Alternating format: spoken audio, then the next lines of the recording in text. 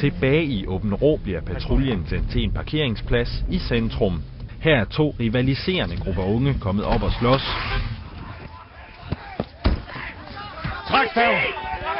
Politi! Stop så! Han skal anholdes. Gå væk! Væk med dig! Men de 2 betjente kan ikke klare situationen alene.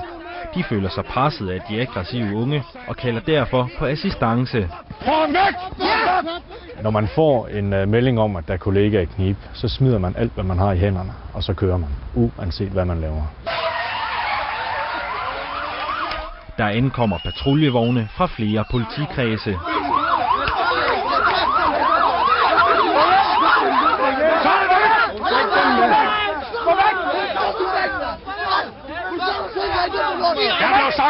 Her bliver en ung mand slået med staven, da han forsøger at forhindre en anholdelse.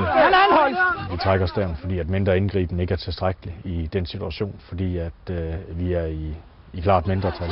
Og så river og flår de i os, og vi forsøger at få os ned. Og så er det ligesom vores mulighed for at holde dem på afstand. Nu er jeg væk! Nu er jeg godt væk! Du er anholdt! Du er anholdt! Kraftedeme nok med dig! De unge begynder at kaste med flasker og æbler. Pas på flasker! Hvordan er den hund ind og så væk med det lort her?